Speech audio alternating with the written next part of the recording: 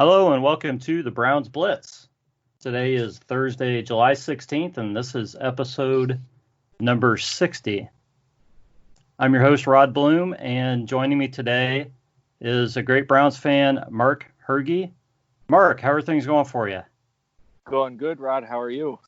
Just fine. Can't complain. Also with us is my brother, Jeff. Jeff, how are things going?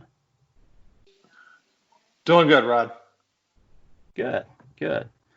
Well, we're not going to mess around, guys. We're just going to jump right into our Blitz beverages, and then we're going to do some to talk about a couple of Browns topics. So, Mark, we like to let our guests go first. I understand you're drinking something tonight, so why don't you share that with everybody who's listening? Yeah, so tonight I'm actually drinking a local brewery up here in Cleveland, Fatheads Brewery. And I am going with the Bumbleberry tonight, a little fruit-infused ale we got going. It's a honey blueberry ale. Very nice. I've had that, but it's been a while. So what's the strongest flavor in that? Is it the blueberry or what? Yeah, definitely the blueberry. It has a nice crispness to it.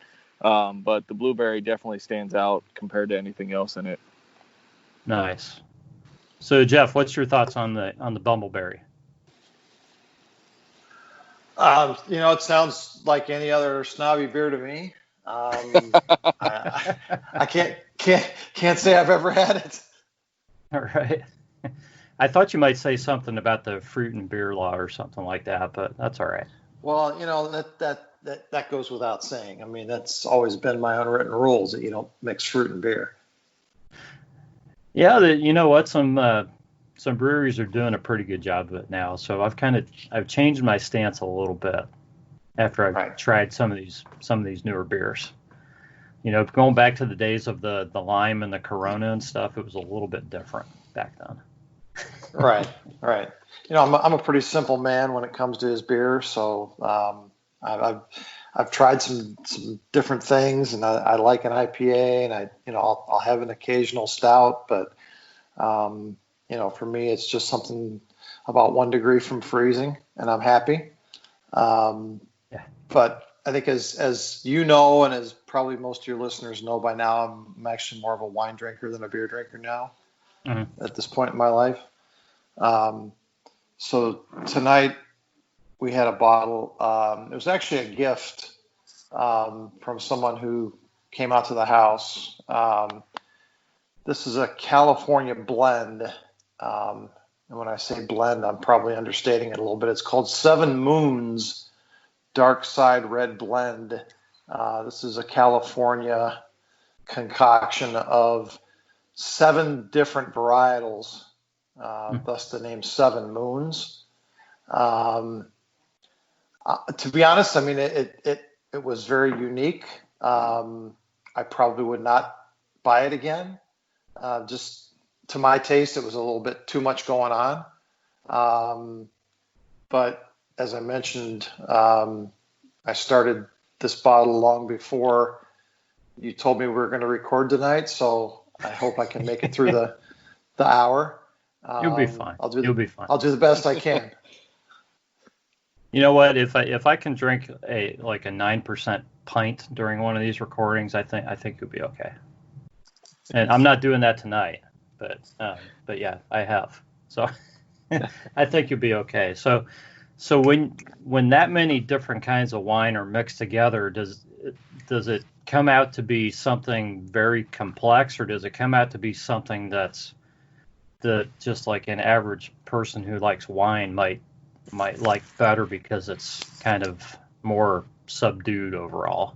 It's I for me, it's just, it kind of all gets lost, when you put that many different things together. I mean, just picture any mixed drink, just throw a whole bunch of things in a glass and pretty soon you can't really taste anything in it, Mm-hmm. So yeah, I mean, I'm like more wine. Of a purist. Yeah, it's just a red wine. It's like a red table wine, that you really can't identify as anything specific. Right. Gotcha. Okay. Well, Jeff, I knew I was going to be recording with you tonight, so I thought I would go for a New Belgium Voodoo Ranger IPA tonight. I don't drink these very I often. know. I know how you hate IPAs. I don't really hate them. I'm just really not used to them that much. I just really haven't grown to enjoy them as much. But New Belgium does a good job with all their beers, and this IPA, I can taste the bitterness, but it's not too strong. It's not offensive to me, so I'm enjoying it. It tastes good, and I think this is probably the kind of IPA I need to get started on and kind of work my way into them. Mm-hmm. So it's a good pick. I've had a few of these before, but just don't drink them regularly. Did I ever tell you the story about the first time I had an IPA? I don't think so.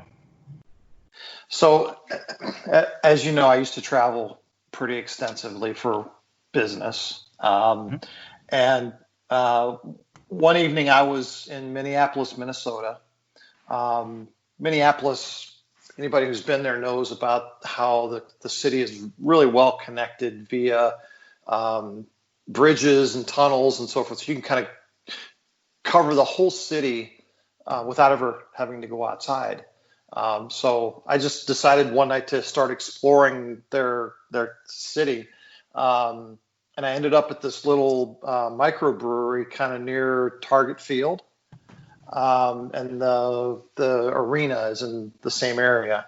So I sat down at the bar at this little place and I ordered dinner and ordered beer and stuff. And I just kind of struck up a conversation with the guy sitting next to me. And he said, "What are you drinking?" And I said, "Well, this Bud Light or whatever it was." He goes, "Well, you need to try some of their house stuff." He goes, "Try this IPA." And I said, "Well, I've never really had IPAs before." And he goes, "Well, you'll really like this." So he ordered me one.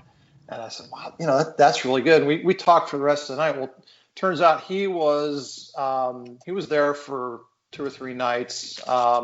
He was the stage manager for Norah Jones, who was performing at the arena that over those couple nights.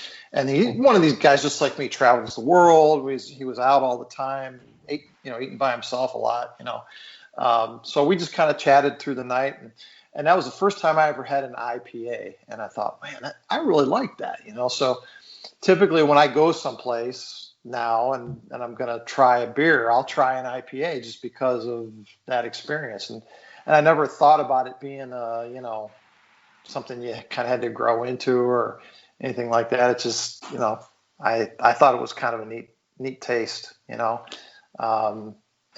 had a whole bunch of them since, and it's kind of become, if I'm going to order something at a microbrew, that's probably what I'm going to try first. Well, everybody has different palates, so there's so many different beers out there. That's the beauty of it right now is you can find something for your taste, and there's certainly no end to the different beers you can try. So thanks for sharing that story. So maybe I'll just keep working on the IPAs. There you go. So we're going to get back to our guest, Mark. First of all, you guys can follow Mark at 20 Marmaduke, right, Mark? Yes, sir. On Twitter. And we'd like to give you a chance to just kind of talk about your journey as a Browns fan. So whatever you'd like to share, either memories or, how you got to be a Browns fan or favorite players, anything like that. Just just a little bit about you and your life as a Browns fan. Yeah, so actually I started out ever since I could remember watching football. Started out watching Notre Dame on Saturdays with my grandpa, and then watching the Browns on Sundays with him. Growing up sitting on the living room floor eating Redskin Spanish peanuts with him. It was one of those things that my mom is one of 12 kids, and she's a huge Browns fan as well. So we would go over there and watch games with him, and it was just one of those things that my love of it. One of my first real memories of the Browns was when they moved, and I remember when they moved away, I laid on the floor crying, and my mom crying, trying to tell me that it was going to be okay. But seeing the sadness in her eyes, it's one of those things that, no, it's not going to be okay. But when they did finally come back, the very first football jersey I ever owned was Tim Couch. And I think as of now, I've owned 7 different Browns quarterbacks jerseys, because I always think that one's going to be the one, And I have not bought a Baker Mayfield jersey yet, just because I'm not quite sold on it. I feel like I've learned my lesson, but we'll see how this year goes, and I may end up buying one. But it's been in my blood, and living up in Cleveland now, it's one of those things that I feel like I have to be a Browns fan now, so. Yeah, I mean, it's in your blood, but I understand about the jerseys. We've all been, maybe even not with jerseys, but just in one way or another, we've all been burned by falling in love with players and thinking they were going to be around, and then next thing you know, they're just gone, and we're starting over. Definitely. I mean, it burned me bad being a big Notre Dame fan as well, too, drafting Brady Quinn and Deshaun Kaiser. I thinking, hey, both are the answer, and, like, how great would it be? Like, 2 of my favorite players in college are the answer to my pro team's needs, and yet we fall flat on our face. Yeah. So. Yeah, it's tough, but I mean, I think a lot of people, I think, are like yourself. They just you grow up in Cleveland, and it's in your blood, so it's just not going to change. Exactly. So let's get into some Browns talk. The big news is the extension for Myles Garrett. So he signs a 5-year deal for I wrote down 25 million. Yeah, 125 million. That starts in 2021. So he's got 1 year left on his current deal, and then the new deal kicks in. So I guess just wanted to get a reaction from both you guys on the deal and the size of it, and what your thought is about having Myles here for another 6 years. So Mark, why don't you lead off on that? I'm excited about it. I think it's definitely well deserved. He's definitely earned it. He's shown his worth, and I honestly think he's our best player and our most important player right now. And I mean, when you have guys like that, you have to pay them, and he's definitely earned it. I know there's a lot of people out there that are critics of him, of some of the behavioral issues that he's had, things like that. But I think with his play on the field, that triumphs anything that he may have done, and he's definitely earned this deal. It's one of those things that I'm glad we signed him to this extension when we did, because looking at it going forward, unfortunately, I think that with the Mahomes deal just coming out, I think you're going to see deals skyrocket, especially when Joey Bosa signs his deal. I'm glad that we got him extended way before Joey Bosa signed a deal, because it would make it that much more difficult on the Browns. Yeah. So what are your thoughts, Jeff? Yeah, I think Mark's absolutely right. Can you imagine if Garrett had not been suspended last year and had finished out the season at the pace that he was on, what this contract would have looked like? Yeah, he would have probably set the sack record for the Browns. Right. I mean, we're almost numb at this point to the dollars in these contracts for professional athletes, where the millions are just so big that nobody can really wrap their head around it anymore. I mean, I remember back when I think it was Alex Rodriguez signed a 10-year, $100 million contract with the Texas Rangers, and it was the first guy that had ever signed that big a deal. And everybody said, well, this is going to ruin professional sports, yada, yada, yada. And the reality is they always seem big when they happen, but then, a couple of years into the contract, you start looking at it like a value, And Right. as long as Garrett stays healthy, which there's no reason he shouldn't, you're going to 3 or 4 years into this, you're going to think, wow, we are very fortunate to have this guy tied up long term at what will by then be a pretty team friendly contract. Yeah, that's my thought too. Is the money looks big. The money looks fair, but the money looks big. But yeah, the salary cap goes up, the salaries go up, the money the league makes goes up constantly. So I think that the deal looks better and better, and you have him for 6 years. I mean, I don't have his age in front of me right now. What is Myles right now? About 20? He's 24. 24. I was going to say 24 or 25. So yeah, I mean he's got him prime of his career up until he's 30. I mean, there's no reason to think he's even done it at that point. So that's the prime. Beyond that, yeah, absolutely. I would say this is one of the things that you and I have talked about for the last several years is taking guys who you draft and getting them through those prime years of their career is something that we've not had much success at all in doing. I think he's the first guy, how many years, that has signed an extension to his rookie deal in Cleveland. I remember who the last guy was, but and we need other than more Joe of that. Thomas, there's not been many guys.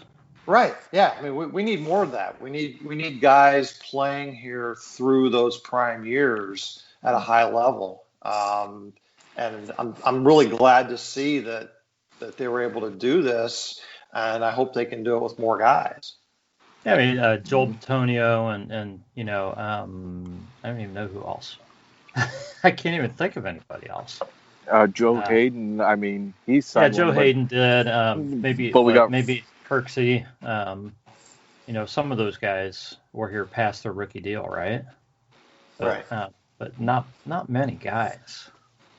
They weren't here too long after that rookie deal either. I mean, would they make it a couple years past it, and then with the regime change, they got phased out, and they wanted to go younger and bring their own guys in. So I think that's one thing that talks big about this regime and what Andrew Berry thinks of Myles Garrett is that, yes, Andrew Berry didn't draft him, but it's one of those things that it definitely does say that his production is so well for the Browns that this new regime is willing to pay him that record-setting contract. Yeah, this one's a no-brainer. I mean, there were stories about how, who the Browns passed on to draft Myles Garrett. Coming out of college, he was the consensus best player in the country. He is still probably in the top 2 or 3 in the NFL at the pass rush position. It's just, this is a no-brainer to pay this guy. Yeah, I agree. Anybody that's going to go back and say the Browns should have taken Mahomes, they just didn't watch the draft. They just don't know what was happening. That's ridiculous. At that point in time because they're lying to themselves with that one. Yeah, because he was the third quarterback taken. Is that right? Right. Third or fourth, something like that. Yeah, third or fourth. So, I mean, Myles was he was the guy, and he deserves it, and it's a good deal for the Browns. It's a good deal for Myles. So, just real quick, guys, what does this do, or what do you think the focus is on the defensive line going forward with some of the new signings, with Olivier Vernon probably being gone after this season? Do you think since they've signed Myles, do you think there's going to be a concerted effort to make sure that they always have guys around him so that he can be at his best? Hey folks, if you haven't checked out tshirthooligan.com, make sure you do to see all their newest designs.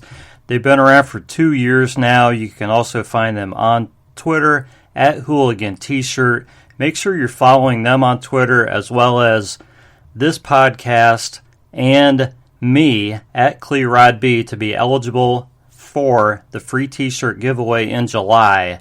Send me a DM on Twitter or email me at rod.bloom@gmail.com. We're going to do a drawing at the end of the month for a free T-shirt. Now back to the action. I definitely think so. I think the big focus next year, whether it's free agency or the draft, and I think it's getting another defensive end, top tier defensive end to go on the other side of him. But another one is making sure that his best friend is still there in Larry Ogunjobi, because, I mean, that man has been a beast for us right up the middle. And it'll be interesting because I know how highly Myles thinks of him. And with his contract coming up here soon, it's one of those things that will be a focus for us. But when you have Sheldon Richardson, who's getting up there a little bit in age, it's one of those things that do you focus more on the defensive end, or do you try to upgrade the middle? And I think the focus will be on that defensive end, that other side pass rusher. Yeah, so what do you think, Jeff? I think they're going to have to find somebody young to replace Vernon, probably in the draft next year. I don't think you can throw dollars at the defensive line continuously. Mm-hmm. So you got another year of Vernon. I like how they negotiated his deal to become a little bit more club friendly. I think Richardson's under contract for a couple more years. I think I'd be surprised if he's here for both of those. I don't think his fourth year is guaranteed. And there's probably a pretty low cap hit to that fourth year. So I fully expect with these kinds of dollars committed to Myles Garrett that you're going to see them find less expensive options across the rest of the line. I don't really see him going all in on, somebody in the mold of Jadeveon Clowney to be the bookend. Right. I just don't think that makes sense financially for the organization with all the other talent that you have to get under contract, throughout the roster. Yeah, I think you're looking, second, third round in the draft. It doesn't necessarily have to be, your first round pick. If they feel they can add good quality, in the second, third round, obviously, guys, it depends how the defense plays, how things look, and all that, and what they see from some of the younger guys. You never know who's going to step up. You just don't know. But I think you're right, and you get the best bang for your buck out of the guys like second, third rounders like that. So we'll see what happens there. Yeah, so, I mean, look at our defensive coordinator that we have in Joe Woods, where he came from the 49ers, who had arguably the best defensive line this past year. Yeah, they had Nick Bosa, but they definitely they have a lot of depth up there, and I think that's one thing that we will focus on is those second, third rounders to build that depth and have a dominant defensive line as well. Yeah, I agree. Even though the 49ers have they took another first-round defensive lineman this year. They do nothing but draft first-round defensive linemen every single season. They have 5 or 6 guys. So it seems to work for them pretty well, though. So you really can't argue with it. So now that Myles has his money, let's concentrate mostly on guys who are going to be free agents after this season. Who should the Browns be concentrating on next if they're going to sign somebody to an extension or a new contract now? And I believe you have the list, Mark, so why don't you throw a few names out and we'll kind of discuss a few of the guys who you think are probably most likely to be, to at least be in the discussion for an extension. Yeah, so the list next year, it's a pretty extensive list of like 30 guys, but I mean, a lot of the guys most people have never even heard of. So like the key guys that I see that that could garner some attention, obviously one we already talked about, and Olivier Vernon, free agent next year. Then you have Terrence Mitchell, Carl Joseph, Rashard Higgins, Dontrell Hilliard, Garrett Gilbert, and then the two biggest ones I see, Larry Ogunjobi and Kareem Hunt. Okay. So Jeff, who are you crossing off that list of I mean, the guys I wrote down are Vernon, Ogunjobi, Terrence Mitchell, Carl Joseph, and Kareem Hunt. Who do you think for sure is going to be walking after this season? Boy, yeah, crystal ball. I would got to think that Kareem Hunt is probably going to walk. I just don't think you can have two guys the same age that need that many touches in the backfield. I mean, what a luxury if we play this year to have both of those guys. Mm-hmm. But I don't see room on the roster for both of them going forward.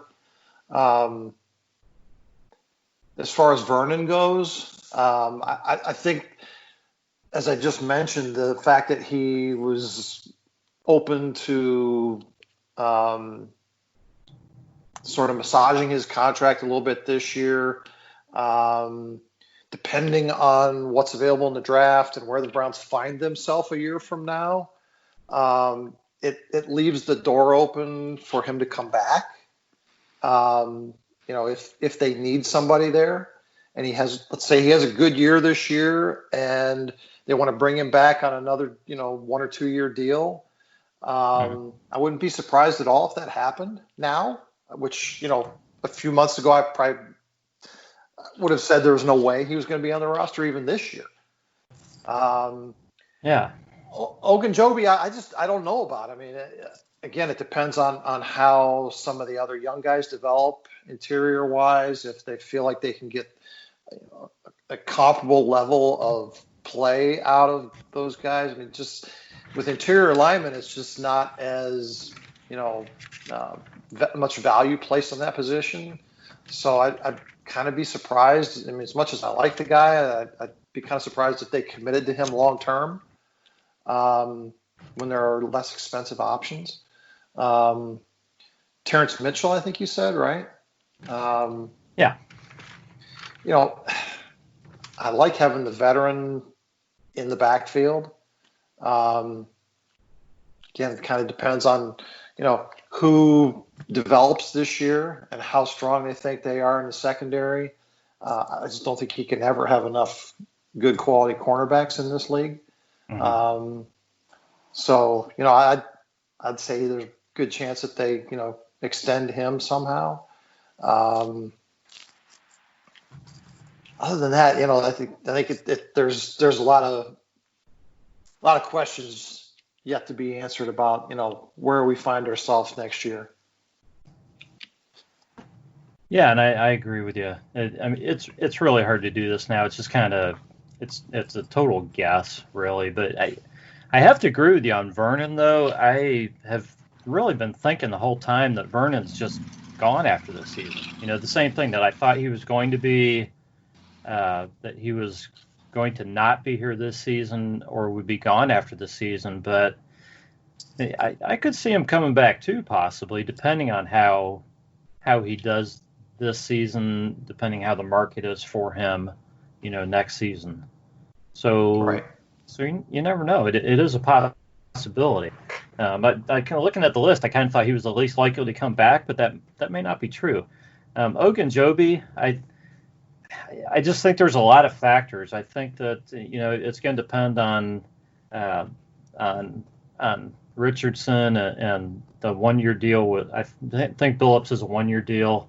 We'll see if Jordan Elliott plays much this year at all. I don't think all those guys are not going to be back in 2021, and you just don't know which guys it's going to be. So right. It's hard. It's hard to say. And Carl Joseph is playing for a contract, we'll see how he does. I think his big thing is it depends on how well Delpit and Redwine develop this year. I mean, if they show that they can hold down the secondary and the safety positions, unfortunately, I think Carl Joseph's gone. But if not, I think there could be a deal for him on another 1-year deal for sure. Yeah, I don't know how much. I don't know.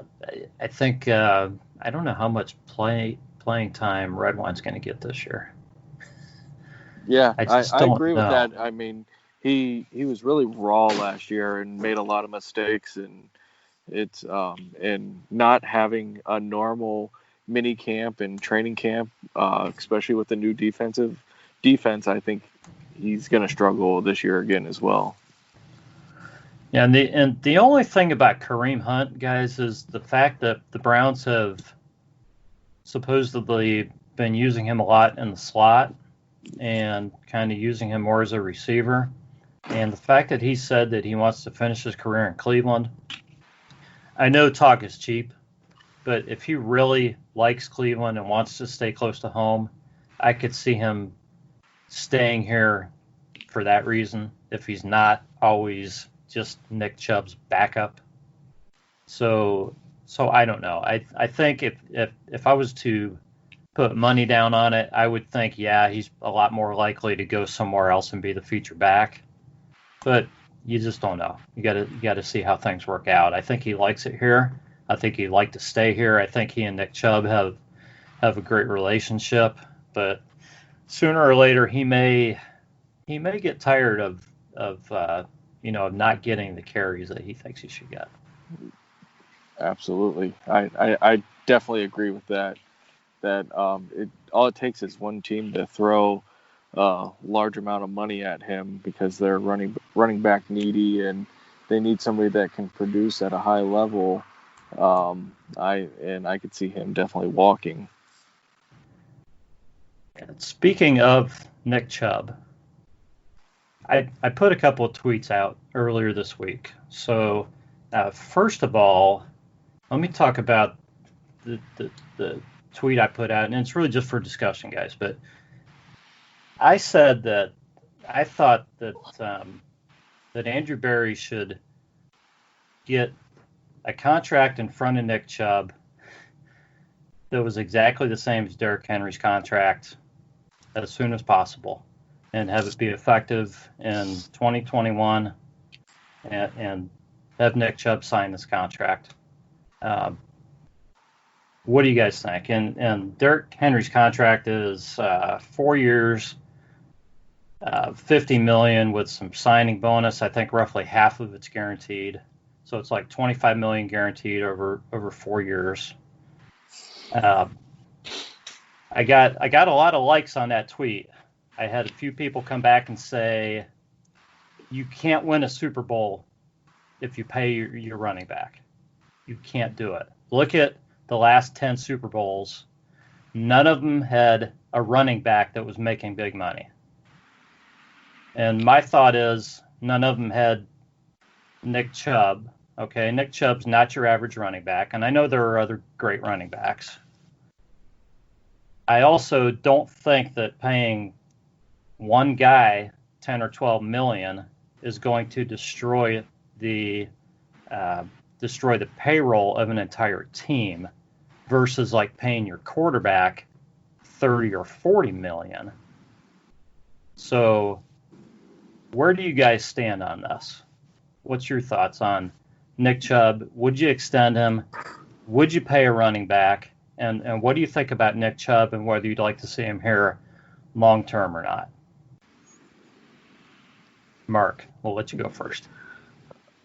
I would definitely love to see him here long term, and I agree wholeheartedly with you. Get that contract down in front of him as soon as possible. Get it renegotiated as soon as possible, because I think the market is just going to go higher, kind of like how we talked about with Myles earlier. You have some good running backs that are going to come up for contract renewal here soon. I think I actually replied to your tweet and talked about how you have one guy from the same draft class in Saquon Barkley that is going to get a huge contract, but you also have two other guys that come up before him in Christian McCaffrey and Alvin Kamara that I believe are going to set the market even higher. So renegotiate that contract. McCaffrey's already signed. He's done his, I think. Has he? Okay. Yeah. Okay. So, I mean, get that done. I don't know where Kamara stands. I believe he still needs to renegotiate, but get that contract done as soon as possible. That way you don't have those guys getting even larger numbers and then Nick requiring even more money. Get him under contract for as long as we can, as soon as possible. Jeff, what are your thoughts? I love Nick Chubb. I'd love to see him be here long term and set the franchise record for rushing yards. I think he's completely capable of doing that, barring injury. I think from a business perspective, I see the point of the people that say, you just don't make a long-term big dollar commitment to a running back. With that said, Nick Chubb certainly isn't going to get any cheaper. As these other guys sign, it's only going to take more to keep him around. And I think you have to commit to one of those two guys, either he or Kareem Hunt. Again, it's such a luxury to have those two guys on the roster at this point on team-friendly deals. Yeah. I would, if Nick Chubb would sign for 4 years for $50 million, and tack it on to the end of his rookie deal, and the club can, through some combination of insurance and non-guaranteed money, et cetera, protect themselves on the back end against injury or a guy wearing down. I think it's a great guy to target. I am really interested to see how this offense operates.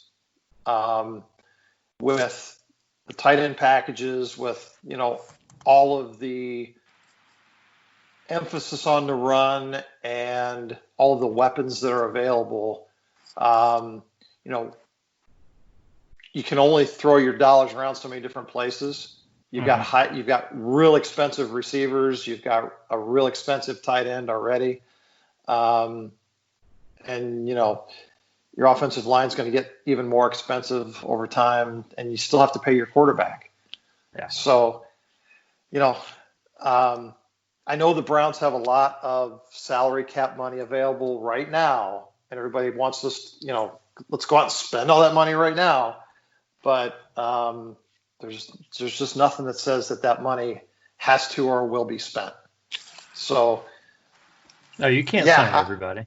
No, you can't. You can't. And that's we've seen that with other clubs here in town where you have a roster full of great young talent, and at some point you just have to decide who can you keep and who can't you keep. And Francisco Lindor comes to mind right away. Right. Boy, I'd love to see him be an Indian for the rest of his career, but the odds of him staying here are pretty slim. Baseball is a totally different, set of circumstances with salary caps and et cetera.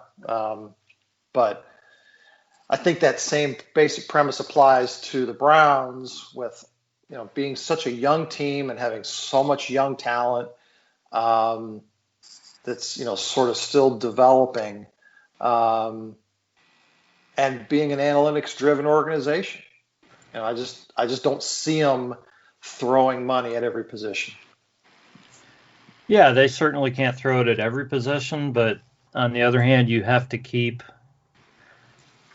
your studs, and you have to be able to figure out who those guys are, who the guys are that you can replace and who you can't replace, who the guys are that can win games for you, and who the guys are that you can replace and still be pretty darn good, at that position. And that's where it's important to have a good GM that can to where you can let a guy go and you have faith that the guy's going to be able to replace him with undrafted free agents, with guys in the draft, or with a key free agent signing, that's not necessarily breaking the bank. So definitely. Yeah, I mean, it's I understand the argument from the people that say, just play Nick Chubb for the next couple seasons or whatever. Some people said trade him halfway through his last season, get what you can for him. I struggle with that because I think Nick Chubb, I just think he's a generational kind of guy. I just think he is. And if you can get him at a fair deal, it'd be one thing if we're talking a 7-year deal at $18 million a year, but if you can sign him to a 4-year deal, at $12 million a year, like Henry got, then I think it's a good deal. Yeah. And the biggest thing, to what you tweeted out, the biggest argument most people had is the analytics and the money ball, kind of like how Jeff said, that it just doesn't fit the scheme. But I think one thing everybody forgets to think about is Coach Stefanski, and what does he value the most in his offense is having a great running back. Having a great running back in his system goes a long way. And I think, like what you said, if we can get that 4 years, $12 million a year, it's going to go a long way for this offense. The Vikings are going to pay Dalvin Cook. Definitely. So I don't know. I expect it to happen, but yeah, I think that it's probably going to be Nick Chubb. I think Kareem Hunt will probably not be around for long. At some point. Guys, need a great gift idea? Or ladies, how about something for yourself? How about some handmade jewelry? Go to Skippin' Stones on either Etsy.com or GoImagine.com. Etsy.com, you can get free shipping on qualifying orders, and GoImagine.com donates 100% of their profits to charity. So just look up the shop, Skippin' Stones, ends with a Z, and place your order today. Now back to the action. So let's go a little bit further on Nick Chubb, assuming that he, is here either another 2 years or does get an extension. I also tweeted out how far can he get, or where will he end up on the Browns' all-time rushing list. So I have the list in front of me. You guys probably do not. Right now, Nick Chubb is 11th on the all-time rushing list with 2,490 career yards. He is just over 300 yards behind Jamal Lewis. And with a 1,000-yard season, he would go all the way up to 7th on the list, nestling nicely between Marion Motley and Ernest Biner. And that's with just 1,000 yards. He had like 1,400 yards last season. So from there on up, it takes some bigger yardage to kind of move up the list.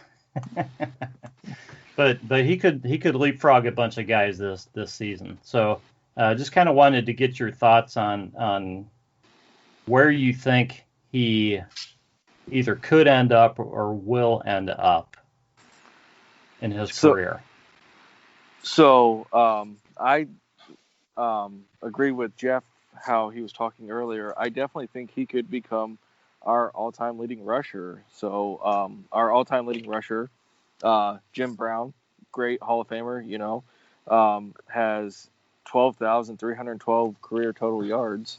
Right now, Nick Chubb, out of his 2 seasons, is averaging 1,245 yards a season. So for him to do that, he would have to rush at that at 9 more years. And with the generational talent like he is, I definitely think that's possible for him. It's actually just one of those 8 years, things. I would say, right? 8 years. Yeah, 8-9 years right in there. Yeah. That I think he could definitely do that for us with the type of talent he is. It's just one of those things that, like you said, we have to be willing to pay him and keep him around, but he could definitely do that for us. I definitely could see that. Yeah, I mean, just real quick, guys, he's 11th on the Browns all-time list, and he is right now just around 10,000 yards behind Jim Brown. Just 10,000. So go ahead, Jeff. Well, this is kind of like the Babe Ruth, Hank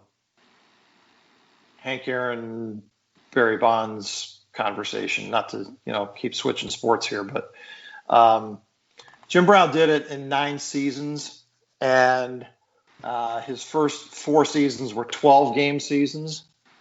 Yeah. And the rest were 14-game seasons. Look, guys, nobody is ever going to be Jim Brown. Oh, no.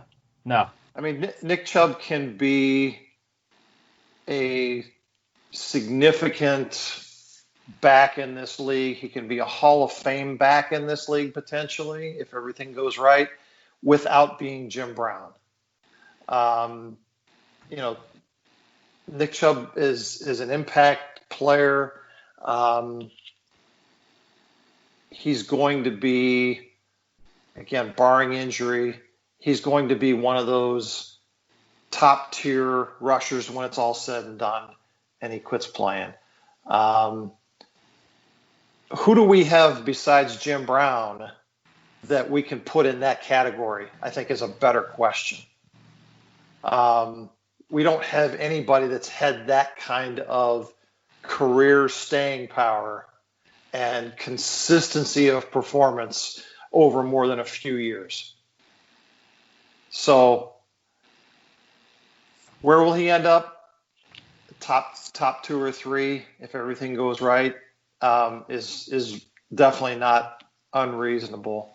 Well, Leroy Kelly's number 2 at 72-74, and Leroy Kelly's certainly nothing to scoff about. A Hall of Famer in his own right, several 1,000-yard seasons.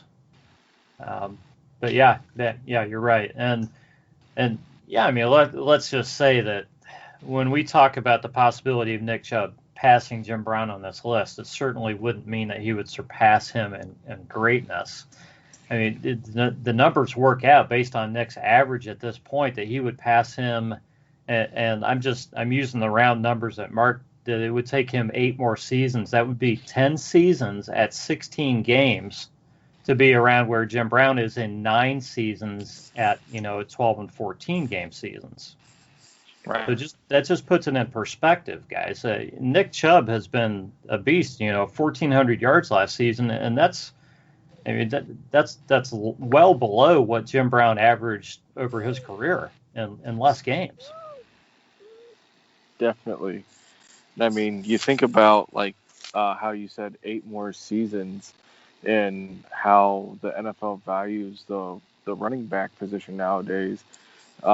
It's hard for a running back to last 8 seasons with one team, let alone last 8 seasons in the NFL altogether, because of all those guys coming in and looking to take your spot and everything else. And I mean, it's a true testament to how good Nick Chubb is. Look at when he was coming out in the draft. He wasn't even considered the top running back from his own college team. Everybody thought Sony Michel was the guy to have and the guy to be, and he's just that quiet workhorse, and I think it's a true testament to how well he works and everything. Let me just throw this stat out there real quick, Rod. Yeah, go ahead. And it goes to the emphasis that the NFL places on the vertical passing game versus the run. Okay, if you look at yards per carry, Marion Motley leads the Browns with 5.7. He was a fullback. Okay, 4,712 yards in his career. He ranks number 6 on the list. Right. Okay, then you go down to Bobby Mitchell, 5.4 yards per carry. Jim Brown, 5.2 yards per carry. And Nick Chubb at 5.1 yards per carry. Those are the only guys on the list to average more than 5 yards per carry. And the other three guys were all, pre-1970. So Nick Chubb has had a great start to his career. I think it's going to be a challenge in today's NFL, particularly considering that he's going to be sharing some of the workload with Kareem Hunt this year, and who knows going forward, for him to maintain that kind of yards per carry average and that many touches. So again, the measuring stick is, will he be a great back? Absolutely. It's harder in today's NFL to put up those kind of numbers. I think there's a very good chance that if everything goes right, he's number 2 on the list. I think he can rush for more than 274 yards pretty easily if everything goes the way it's been going. Okay, that's only a few more years. Yeah. The problem is he needs. Once you get to number 2, you need another 5,000 yards to become number 1. Right. That's a lot. Which is insane. It's the dominance of Jim Brown is just it's insane. It just is. Yeah, as good as incredible as Leroy Kelly was, the career he had, to come up 5,000 yards short of Jim Brown. You just think about that for a while. Mm-hmm. And he played. Leroy Kelly played 9 years. Yeah, 9 years. He played 18 more games than Jim Brown. And again, that's not taking anything away from Leroy Kelly any more than we're taking anything away from Nick Chubb or anybody else on this list. Right. It's just it just shows how great Jim Brown was, and how, regardless of what anybody else says, Jim Brown's the greatest football player of all time. He just does. Hard to argue. Yeah. Definitely. So, I think, for me, I think, you give Nick Chubb 2 more years in Cleveland, you expect him to get 2,000 or 3,000 more yards rushing. So, sounds like we have some company, guys. So let's double Nick Chubb's yards, which is being conservative. That probably puts him up to number 4 or 5. Probably right around the right around Greg Pruitt, Kevin Mack territory. Which would only be in a couple seasons. So if he does sign any kind of extension, I think you're right. I think he'd be pushing to be number 2 probably in another 4 or 5 years. I agree 100%. Yeah. So, all right. Well, I think those were topics I had. Anything else going on in the world of the Browns, guys?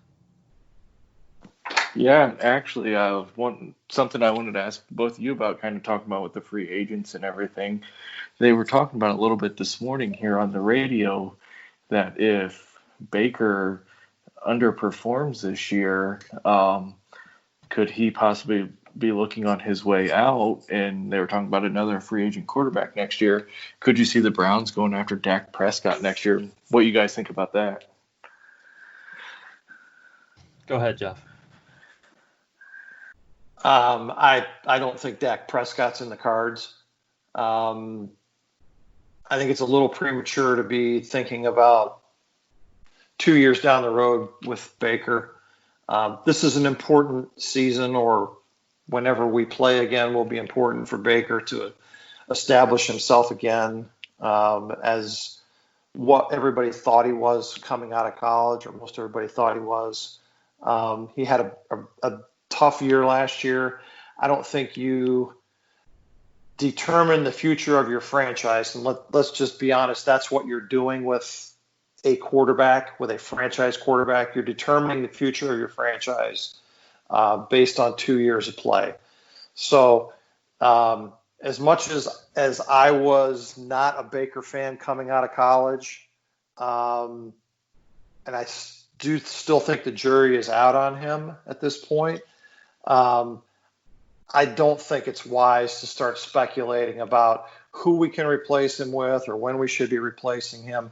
I think at this point we have to be all in on finding out if he can in fact be that franchise quarterback that solves our problem for the next 8 or 10 years.